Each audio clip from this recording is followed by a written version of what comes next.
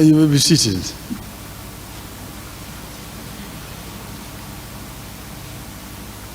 The organizers of the conference, distinguished guests, all protocols observed, ladies and gentlemen, good morning. I am very delighted to have an opportunity to come and join you here this morning. I'm pressed for time because I have another engagement, but I'm very happy to see people who have come from different parts of the continent come here, gather in Nairobi, the city in the sun, to talk about a very fundamental issue. Let me take this opportunity to thank the organizers of this meeting, the UN Special Rapporteur, Ben Saul's office, Vocal Africa, Spaces for Change, Haki Africa, and Civic Advisory Hub for such an important gathering. At this gathering, I'm reminded of the profound responsibility that we carry as leaders and representatives of our beloved continent. As a continent, Africa is brimming with diversity, rich culture, and boundless potential. We want to add here that Africa is the richest continent on the planet Earth as far as the resources are concerned. It's a paradox. The richest is also the poorest when it comes to the living conditions of the people and also the issues of human rights. We are a continent that has weathered storms of adversity, emerged triumphant from the shackles of colonialism, and stood resilient in the face of daunting post-independent obstacles and challenges.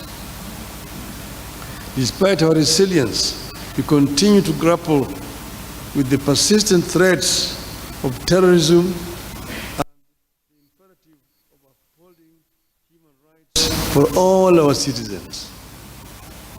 Terrorism, in its many forms, seeks to destabilize our nations, undermine our democratic institutions, and sow seeds of fear and division among our people.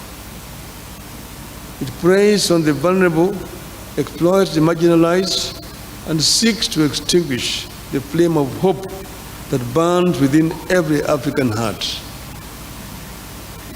But let us be clear.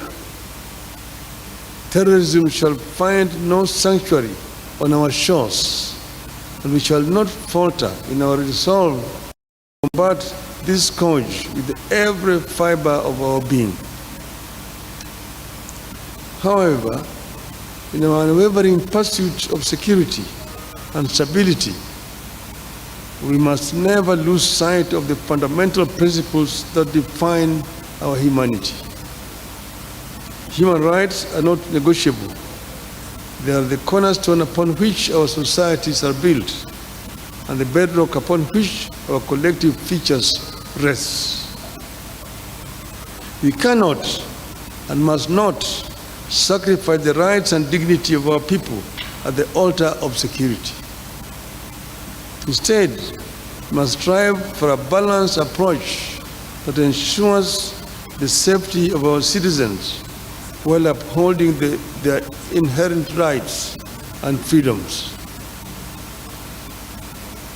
As I seek to become the chair of the African Union, given the opportunity, I pledge to lead with integrity, compassion, and a steadfast commitment to advancing the twin objectives of human rights and counterterrorism.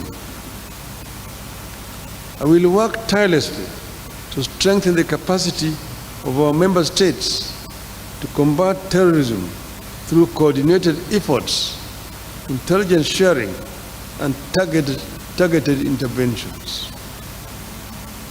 Simultaneously, I intend to champion initiatives that promote respect for human rights and fundamental freedoms, foster inclusivity, and empower our citizens to become agents of positive change in their communities. The struggle for promoting human rights while countering terrorism is no mean task to be achieved by any one individual. It must be a collective effort. I call upon each and every one of you, representatives of civil society organizations from across the continent, to join hands with the UN, states, the AU, and all of us in this noble endeavor. Your voices are powerful catalysts for change. Your advocacy indispensable in shaping policies that reflect the aspirations and values of the African people. Together, let us forge a path towards a safer, more just, and prosperous Africa for all. In closing, let us draw inspiration from the resilience of our forebears, the courage of those who have dared to dream, and the collective strength of our diversity.